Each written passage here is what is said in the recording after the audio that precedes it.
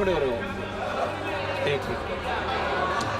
BJP की तरफ से अनुराग ठाकुर, मान्य अध्यक्ष जी, पिछली बार भी जब चर्चा हुई तब भी मैंने कहा था कि कुछ लोग संविधान तो हाथ में लेके घूमते हैं, लेकिन ये नहीं बता पाए कि उसके पन्ने तक कितने हैं, क्योंकि उन्होंने कभी कभी खोला ही नहीं। आज मैं इसी, क्योंकि ये संविधान जो राहुल जी सब तरफ दिखाते हैं सर, शायद उन्होंने इसके 2 पन्ने भी खोल कर नहीं देखे। अगर आप इसका प्रीफेस देखेंगे, प्रीफेस किसने लिखा सर? सुप्रीम कोर्ट के वरिष्ठ अधिवक्ता गोपाल शंकर नारायण जी, उन्होंने लिखते हैं, our constitution was crafted by the finest and most emancipated minds of the time and thankfully not directed by the confused Nehruvian social policy that guided success governments। वो इनकी नेहरू जी की विचारधारा पर सवाल खड़ा करते हैं और उन्होंने लिखा है कि giants like B.R. Ambedkar, B.N. Rao, Sardar Patel, K.M. Munshi Alladi debate provisions to protect the basic freedom. उन्होंने श्रेय दिया है तो अम्बेडकर जी को, सरदार पटेल और आगे। सर इसके अगले पन्ने पे क्या लिखते हैं गोपाल शंकर नारायण, और ये इन्हीं का ही है सर, मैं नहीं पढ़ रहा हूं, जो इन्होंने हाउस में दिखाया। इसमें लिखा है, were it not for the strength of the document Indira Gandhi would have been compelled to end the darkest episode in independent India by ending the emergency. यानी कि संविधान की ताकत थी, जिन्होंने इंदिरा गांधी जी की इमरजेंसी को खत्म किया था, तो इस संविधान की ताकत थी। और ये आपके इसके अंदर लिखा है, राहुल जी जो आप लेकर घूमते हो, कभी खोल के पढ़ो तो सही, कभी पढ़ा भी नहीं आपने।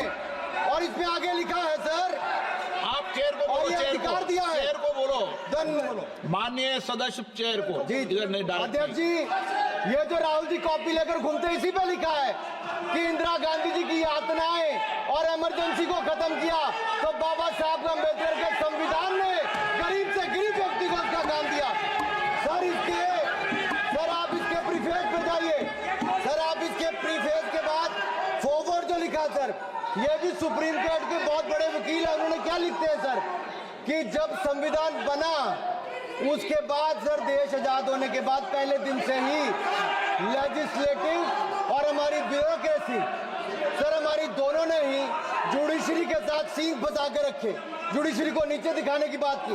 सर ये मैं नहीं कह रहा, ये वही किताब कह रही है जो राहुल गांधी हाथ में लेकर घूम रहे हैं। सर मैं पढ़ के सुनाता हूँ, from the earliest years itself the legislative wing and the executive wing of the state on the one hand confronted the judicial wing on the other with the accusation that they had vastly approached upon the powers not given to them but given to the executive.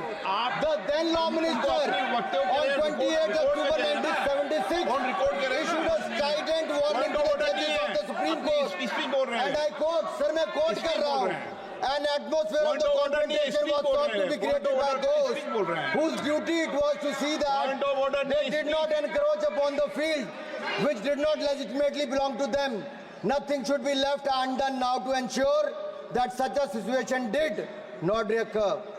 If even after the amendments confrontation continues, then I think it will be a bad day for the judiciary. ये कौन कह रहा है? उस समय के law minister कह रहे हैं, और क्या कहते हैं सर अगेन?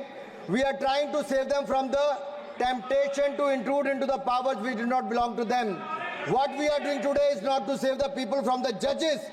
ये कह रहे हैं, we are trying not to save the people from the judges, but really enabling the judges to save them from themselves. This was said during the emergency which hit the nation like tsunami and brought about the realization and the constitution could not be subverted. Sir, अगर ये संविधान जो बाबा साहब अम्बेडकर ने दिया उसी ने देश को बचाया। राहुल जी कभी इसको पढ़कर देखिए, गांधी परिवार और कांग्रेस पार्टी का पूरा कारनामे इसके अंदर लिखेंगे, कैसे आपने धज्जियां उड़ाई, एक तो एक। दूसरा, ये जो कहते हैं बीजेपी के लोगों को सर ये मनगढ़ंत आरोप, सर ये अंगूठा काटने की बात करते हैं, इनके राज में सिखों के गले काटे गए, सिखों के पर कत्लेआम किया गया, सिखों के बाद दंगे सबसे ज्यादा हुए तो कांग्रेस के समय हुए, और आपको देश से माफी मांगनी है। अगर आज भी नहीं मांगेंगे तो संविधान जितना मर्जी जेब में डालिए, आप संविधान को जेब में लेकर घूमते सर। इन्होंने संविधान को तार-तार करने का काम किया है, इनको देश से माफी मांगनी चाहिए। मुझे आपका संरक्षण इसलिए चाहिए था कि झूठे आरोप लगाने बंद करे, ये संविधान की रक्षा आपने कभी नहीं की। इमरजेंसी जैसा कालखंड आया और संविधान को बार बार तार किया, संशोधन किया, तो आपने और आपकी पार्टी ने किया। धन्यवाद सर। श्रीकांत शिंदे। धन्यवाद अध्यक्ष जी।